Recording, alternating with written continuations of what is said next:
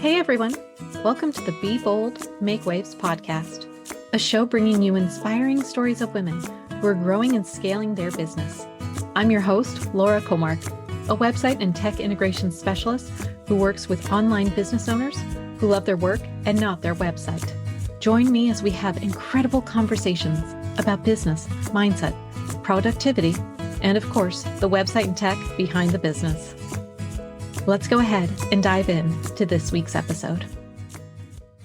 Hello and welcome to this week's show. For those of you who don't already know me, I'm Laura Kåmark, website and tech integration specialist for women who love their work, but not their tech. I have a really fun solo episode for you today. We're going to talk about putting our marketing on evergreen to allow some of the back end of our business to be automated to help us prevent burnout. That's a mouthful. But it's going to be super fun. So let's go ahead and dive into this week's episode. So basically, the reason that this sort of came up and I wanted to talk to you about this today is it's September. We're in launch mode. I feel like all my friends, all my clients, they are all mid-launch right now. The kids are back in school. Summer's done. Like it's the perfect time to be launching. Because if you're launching, that also includes some sort of program component where there's, accountability, acceleration, any of those sort of things that go together. Now's the perfect time because it gives you a few weeks or, 8 to 12 weeks to get that stuff done before the holiday season, where I know for me, at least, I take off most of December, part of January, and even a little bit of November as well, because my kids are home. They're not in school. I can't do as much work. Some of the things that I have been doing for clients for the past couple of years is putting in place some automation to help their marketing just work on the back end. We're putting in place some evergreen systems. So one of these systems that we put in place can be social. So I've done this for my business where I took my Instagram posts that Lizzie Matson, she was in one of the previous podcast episodes. I'll link her episode below in the show notes. Lizzie she was my Instagram manager for years, and she created so much content for me that once we stopped working together one-on-one, I was able to take her content take the content that she created for my business and put it in a social media scheduler. I use Social Bee. I'll put my affiliate link down below in the notes. And I have it set to auto post and then continue to post. And so why do I do that? I do that, first off, I do it with the content that is evergreen. And what does that mean? Evergreen means it's not date specific. It's not time specific. It's relevant content whenever it is consumed.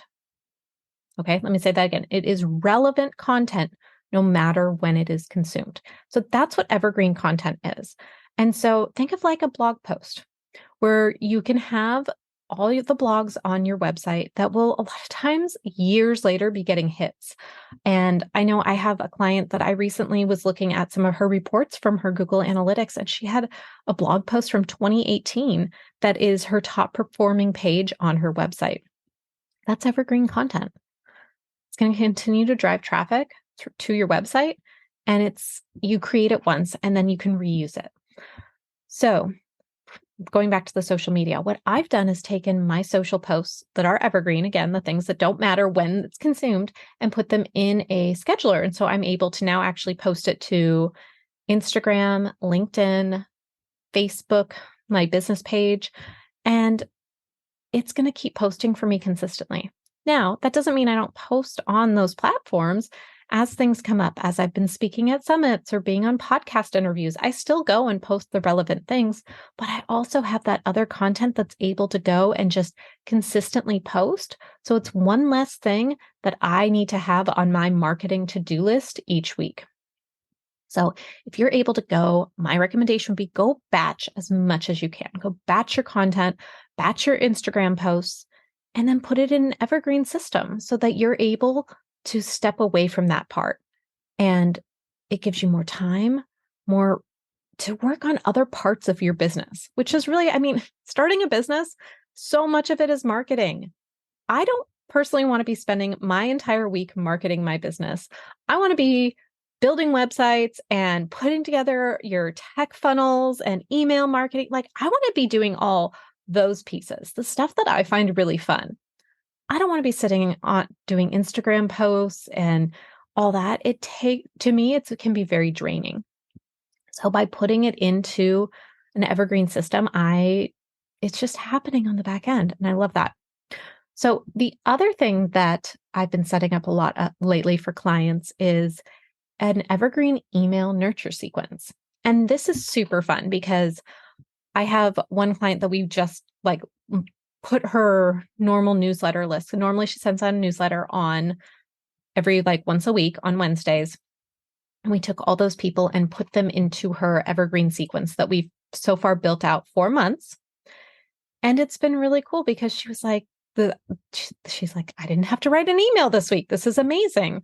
Now I can go take that time and work on some other pieces of my business or go out and be visible. One of the emails in her nurture sequence actually is for saying like, hey, are you looking for someone to speak in your group coaching program or on your podcast at your summit? That email went out today. And she woke up to a bunch of different messages from people, emails and DMs of people saying like, hey, do you want to speak at my summit? Do you want to be on my podcast? She's like, what is going on? And then she realized it was because of that was the email that was in the nurture sequence that a big chunk of her list got today because we just put everyone in. But as more people are getting on her list every day, they will get to a point and get those emails. And one of the things that we had talked about when we decided to put this in place for her was has these amazing, engaging emails that she's been writing for the past few years to her list very consistently. But I told her, I said, I love reading your emails. They're so fun. They're so enjoyable. I look forward every time they come into my inbox. I said, but I feel really bad for the people who are just now getting on your list because they're never going to get these super valuable, funny, really personable emails that you send out because they didn't find out about you till right now. And so that was one of the reasons that we were like, well, let's take all these old emails, let's go through them, find out which ones were the high performing. She went through with a fine tooth comb with all of them. And we put together into this evergreen systems and put it into her email marketing platform. And now it's just ready to go. So it's one less part that she needs to focus on in her business. No more, of waiting for the night before and being like, oh, I still got to write my weekly newsletter. What am I going to say to my list? And just kind of rushing it sometimes. Instead, you can really write those emails when you're feeling inspired and take your past emails that have gotten really great engagement and the people have really enjoyed and reuse those. Make sure that the new people coming into your audience are able to get that same value that the people who've been in your audience have been getting. And that I have another client, we set it up for over a year ago. And she had a list, it was growing, but after they got the freebie, she never really emailed them again. She's like, I'm embarrassed. I'm like, it's okay. It happens. It happens to all of us. I know on my list, sometimes I'm more consistent than others. I'm trying to put a nurture sequence together, but I don't always have the inspiration to write these emails. And so the people who are just now getting on my list, they have about 2 months of emails they'll get from me before it's like, hey, I need to write another email. But eventually I'll be able to build it up that it's longer. But so this other client that I have that we had set this up for, she wasn't emailing her list at all. And then once for her, we had 3 months we put in place, and then I showed her how to continue on with it. And she's up to, last time I checked in with her, she was up to, I think, month 7. And she said she gets just the most amazing feedback from people. And she loves it. And her audience is more engaged now. She's showing up consistently in their inbox. People are used to hearing from her. And so they're getting to know her better. It's just, this is what email marketing is for, and this is what it should be.